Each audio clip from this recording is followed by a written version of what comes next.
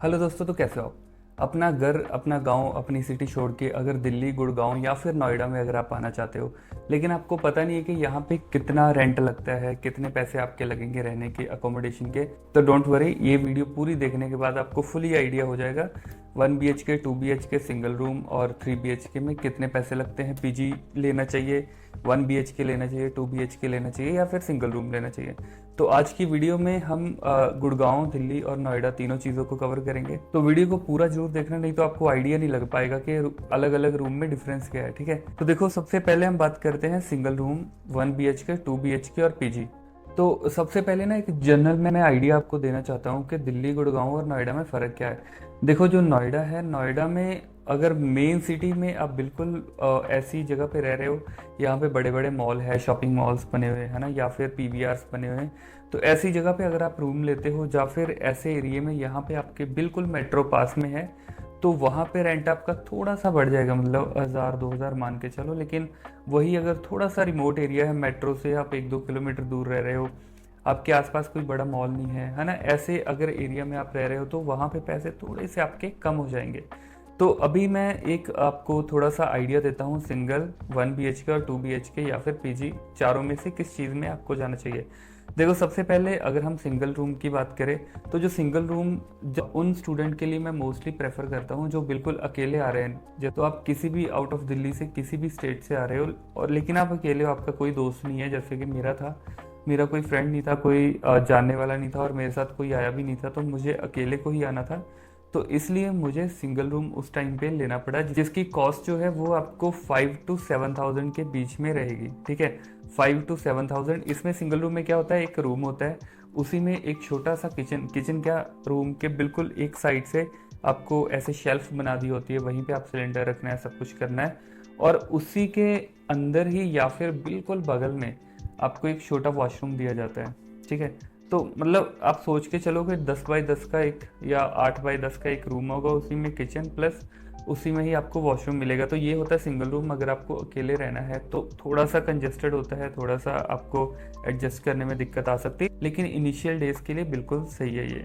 उसके बाद अगर उसमें थोड़ा सा और सामान आपने ऐड करवा लिया, अगर मान लो ऑनर आपको बोल रहा है कि इसमें फ्रिज रखी है, इसमें एक आपको बेड दे रहा हूँ, तो ऐसी चीज़ें अगर ऐड होती है तो थोड़े से पैसे उसमें और बढ़ जाएंगे। उसके बाद हम बात करते हैं 1 BHK की। लेकिन 1 BHK या 2 BHK सिंगल बंदे के लिए लेना बहुत बड़ी बेवकूफ़ी है, क्योंकि मैंने ऐसे स्टूडेंट देखे हैं, ऐसे स्टाफ देखे हैं जो काम कर रहे हैं हॉस्पिटल्स में, अकेले रह रहे हैं और 1 BHK रूम लेके रखा है या 2 BHK रूम लेके रखा है, मतलब ऐसे ही कि मेरे कोई दोस्त ना आ जाए या कोई मिलने वाला घर से ना आ जाए, तो उनको दिखाने के लिए। लेकिन ये सबसे बड़ी बेवकूफ़ी है। अगर आप पैसे कमा रहे हो और सारे पैसे आप रहने में उड़ा रहे हो, तो यहाँ पे रहने से अच्छा है आप अपने गांव चले जाओ, यहाँ से आए हो वहीं पे जाके काम करो। इसके बाद अभी हम बात करते हैं 1 BHK की। अगर आप 2 बंदे हो या फिर 2 से ज़्यादा 3 बंदे हो, तो 1 BHK आपके लिए सही रहता है। 1 BHK में क्या होता है, क्योंकि आपका वहाँ पे रेंट जो है एडजस्ट हो जाता है, 3 या 2 बंदों में बंट जाता है।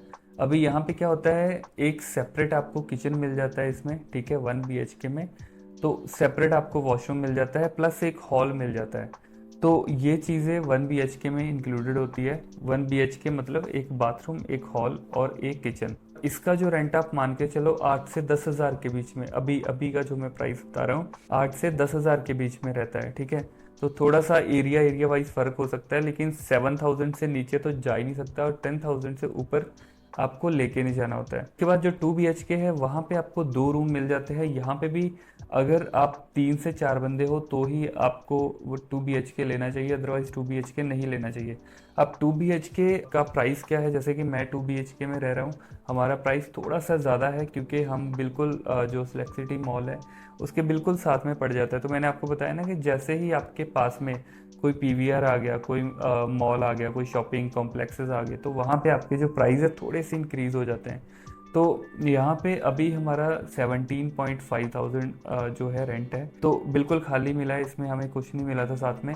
तो आप भी अगर आना चाहते हो, थोड़ा सा अगर इससे पीछे मैं जाना चाहूँ, जैसे यहाँ पे सिलेक्ट सिटी बॉक्स से थोड़ा सा पीछे मैं चला जाता हूँ, तो वहाँ पे हो सकता है मेरे 3,000 और कम हो जाए, मुझे 14,000 15,000 का मिल जाए। ऑलमोस्ट मेरे पास अपनी सारी चीज़ें हैं, तो मैं ले सकता हूँ 14-15 हज़ार का, कोई दिक्कत नहीं आती है। आप भी ये मान के चलो कि जो 2 BHK है वो कम से कम अगर आप लेना चाहो 12,000 है, ज़्यादा से ज़्यादा आप लेना चाहो तो चाहे आप कितना भी ऊपर चले जाओ, 50,000 तक चले जाओ, वो आपके ऊपर है कि आप कितने पैसे लगाना चाहते हो। बाकी फिर बात वही आती है कि 3 या 4 बंदे अगर रह रहे हैं तो चारों में बढ़ जाएगा तो आपको इतना फील होगा नहीं, है ना। तो मेरे हिसाब से अगर 4 बंदे हो तो 2 BHK बढ़िया है, अगर आप 3 बंदे हो या 2 बंदे हो तो 1 BHK बढ़िया है, सिंगल बंदे हो तो सिंगल रूम, नहीं तो फिर शेयरिंग में। अभी अगर शेयरिंग की बात करते हैं तो शेयरिंग में आपको और भी ज़्यादा सस्ता पड़ जाता है। अगर सिंगल रूम आप शेयरिंग में ले सकते हो तो आप मान के चलो कि एक तरह से आप फ्री ऑफ कॉस्ट ही रह रहे हो। 6,000 को आप डिवाइड कर दो 3-3 हज़ार, 2 बंदे हो तो आराम से एक बेड लगा के सो सकते हो, तो 3-3 हज़ार में आप अपना एडजस्ट कर सकते हो। लेकिन उसमें फिर प्रॉब्लम वही है कि सिंगल रूम शेयर आप उसी के साथ कर सकते हो जो आपकी जानने वाला है, जो आपका कोई दोस्त है, या आपका कोई कॉलेज मेट है ना, कोई भी ऐसा बंदा हो जो बिल्कुल आपके जानने वाला है, उसी के साथ ही आप शेयर कर सकते हो। किसी अनजान बंदे के साथ आप सिंगल रूम में शेयर करना नहीं चाहिए। दूसरी चीज़ ये है, कभी भी किसी के साथ शेयर करो तो हमेशा तब करो जब आप उसको अच्छे से जान लो। चाहे आप हॉस्पिटल में लग जाते हो, आपके ICU, आपके वार्ड से कोई ऐसा लड़का या लड़की है जिनको ऊपर आपको अच्छे से ट्रस्ट है, आपकी अच्छी दोस्ती है, तो उनके साथ आप एक सिंगल रूम या फिर 1 BHK लेके उसके साथ एडजस्ट कर सकते हो। शेयरिंग हमेशा अच्छी रहती है, शेयरिंग में ही आपकी भलाई है।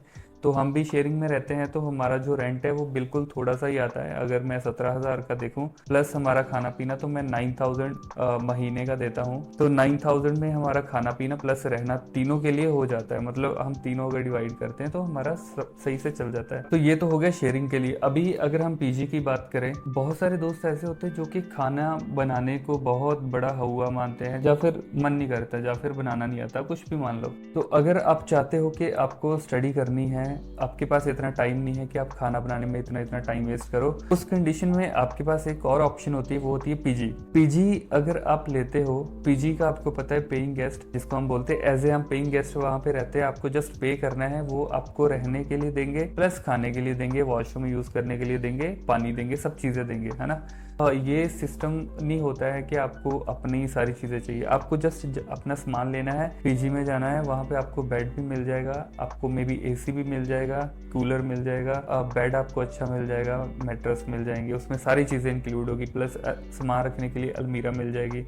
और खाना बनाने का तो झंझट वहाँ पे होता ही नहीं है, क्योंकि वहाँ पे आपको बना बनाया खाना मिलता है। एक मेस होती है, मेस का भी खर्चा आपसे ले लिया जाता है। तो अभी अगर टोटल इसकी पैसे की बात करूँ तो 8 से 10,000 जो रुपए है आपका PG का चला जाता है। तो मेरे हिसाब से सिंगल रूम लेने से बेटर आपको PG ही रहता है, क्योंकि PG में मतलब एक तरह से मैं अगर पर्सनल अपना बताऊँ, अगर मैं आपकी जगह मैं आऊँ यहाँ पे, तो मैं सिंगल रूम की जगह पे PG को प्रेफर करूँगा, क्योंकि इनिशियल डेज में वहाँ पे ना तो मेरे पास खाना बनाने के लिए सामान है, ना मेरे पास सिलेंडर है, और घर से मैं उठा के लेके नहीं आऊँगा।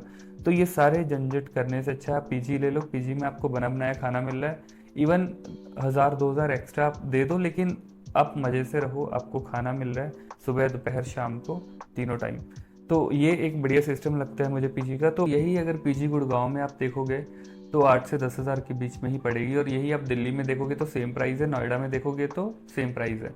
अभी यहाँ पे एक चीज़ और है, अगर आप सिंगल रूम लेते हो और आप चाहते हो कि मैं खाना बाहर से खा लूँ, है ना, मैं घर पे ना बनाऊँ, तो यहाँ पे एक फैसिलिटी आपके लिए और है, वो है टिफ़िन सर्विस की। अगर आप टिफ़िन लगवाना चाहते हो तो टिफ़िन का भी मैं आपको खर्चा बता देता हूँ, जो नियर अबाउट 3 to 4,000 आपका खर्चा आएगा 3 टाइम का खाना। अगर आप ऐसा सोचते हो कि यार सुबह तो मैं ड्यूटी पे चला जाता हूँ, दोपहर को मैं ड्यूटी पे होता हूँ, कई बार मेरे से आया नहीं जाता, मुझे रात को ही चाहिए, तो उस कंडीशन में आप क्या कर सकते हो कि 2 टाइम का खाना करवा सकते हो। 2 टाइम के खाने में वही 2 से 3,000 रुपए में हो जाएगा। 3 टाइम का खाना आपका 3 से 4,000 में हो जाएगा। लेकिन मैं प्रेफर करूंगा आपको 3 टाइम का ही खाना लो। अगर आप बीच में नहीं भी आते तो कोई दिक्कत नहीं है, आप उनको खाना स्किप करवा सकते हो और उस खाने के अकॉर्डिंग अपना उतने पैसे कम करवा सकते हो। वो आप पहले ही उनसे बात करके रखो तो ज़्यादा बेटर रहता है। तो बाकी यही था मेन अकोमोडेशन के लिए और आने के लिए। तो जब भी आओ हमेशा अपनी पॉकेट में कम से कम 10,000 रुपये अपना रेंट और खाने पीने का लेके आओ, प्लस 4-5,000 एक्स्ट्रा आप लेके आओ, तो 15,000 रुपये आपकी जेब में होने चाहिए इनिशियली जब आप यहाँ पे आते हो। डे 1 पे तो आपको सैलरी मिलेगी नहीं, सैलरी आपको मिलेगी एक महीना काम करने के बाद। किसी से पैसे ले लेते हो तो उसको वापस कर दो अगले महीने जब आपका सैलरी आ जाती है। तो आई होप के अकोमोडेशन के रिलेटेड आपके सारे ही डाउट क्लियर हो गए होंगे। अगर अभी भी कोई आपको प्रॉब्लम है, कोई डाउट है, जब कुछ आपको पूछना है अकोमोडेशन के बारे में तो वीडियो के नीचे कमेंट सेक्शन में आप मुझे बता सकते हो। मैं आपकी क्वेरीज को जरूर रिजॉल्व करूंगा। तो हम मिलते हैं नेक्स्ट वीडियो में, तब तक के लिए बाय बाय।